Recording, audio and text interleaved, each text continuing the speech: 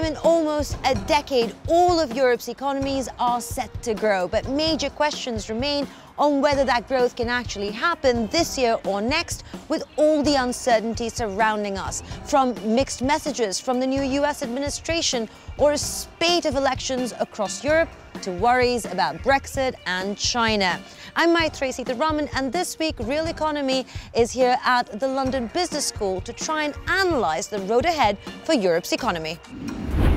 Let's start with the headline forecast. Across Europe, every country, including the hardest hit by the recession, are expected to grow this year and the next. In the euro area, growth is expected to be slower than last year, but picks up again in 2018. Now, that outlook is based not just on exports growing, but here's a crash course on how inflation, which has been pretty low for the last couple of years, is forecast to pick up again. Helen decides whether to buy or not, depending on any increases in prices of goods and services. For a few years, she put off spending as prices were consistently falling. She thought prices would fall more. But this weakened her buying power since, as businesses sold less, they were investing less, hiring fewer people, and so wages fell. One factor was the drop in oil prices, a major input in the economy. But the price of oil has risen recently, helping push inflation closer to the level the European Central Bank believes leads to stable prices. In the euro area, inflation is now forecast to increase to 1.7% this year. In the EU, it is forecast to rise to 1.8%. That means companies are predicted to increase their investments, helping grow the economy, with domestic demand expected to stay strong. But if inflation rises too much, Helen's family may not spend more. Let's put this forecast into context, because the recovery is still slow and incomplete, and that's highlighted by the outlook for the Eurozone's four major economies. Only Germany's outlook has been upgraded, while if you take a look at France, that recovery and the growth is expected to be just a little bit more than earlier predictions. So what are businesses expecting, considering that private sector growth in the Eurozone touched a 6-year high in February? Guillaume Desjardins gets us the grassroots view. Maithreyi has been manufacturing industrial doors near Lyon in France for over 3 decades. Their doors are sold across Europe. That means it is sensitive to the economy's health. The raw pieces of metal are handled, transformed and assembled by 40 workers. With the sales and support teams, it's a total of 88 workers. More are set to be hired thanks to business picking up again.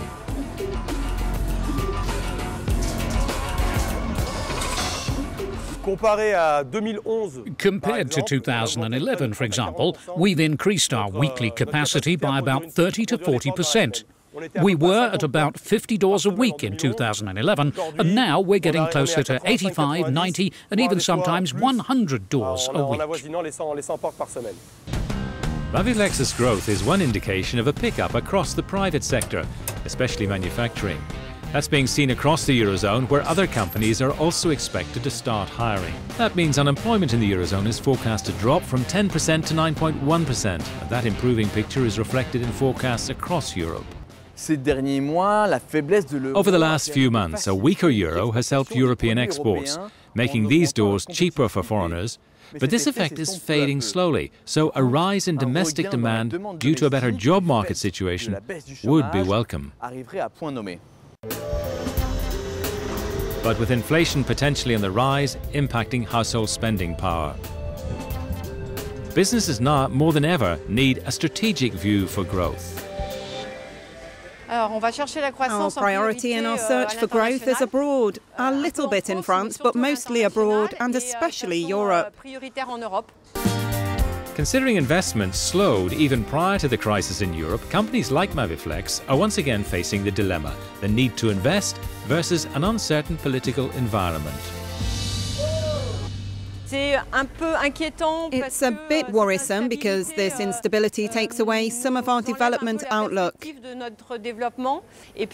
We also know that electoral years in France are never very favourable for investments because everything is on hold. Joining us to analyse this outlook is one of the world's foremost economists and professor here at the London Business School, Lucrezia Reiklin. Let's start off with talking about uncertainty, ranging from the elections here in Europe, the US administration, China, Brexit. How would you rank them? I think that if we look at the US, the uncertainty is obviously the Trump factor. And this was going to happen more generally to the US economy because many of us think actually that the US economy has peaked. Europe has the problems of its own. Of course, if the US was going to slow down and also be very proactive on trade protection, Europe will be hurt. On the other hand, Europe has now a very convincing recovery. How do you start increasing investments when the worry seems to be about the US and here? This is actually what we have to work on. Make sure that also the weaker companies, the weaker part of the corporate sectors benefit from the technology which is available.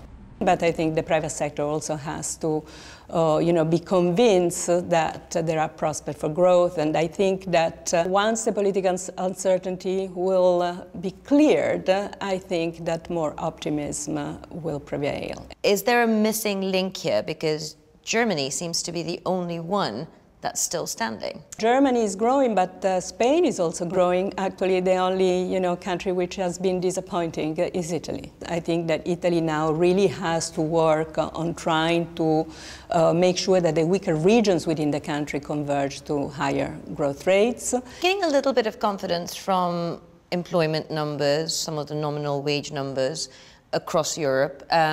What do we need to do to keep that momentum going and make it better? Core inflation, excluding food and energy, is still weak. So I think the central bank has the possibility of keeping the stimulus, and to withdraw the stimulus right now would be actually detrimental for the real economy, but also for financial stability, because that would mean that the long-term interest rates will start increasing, and for high debt countries that would be a problem.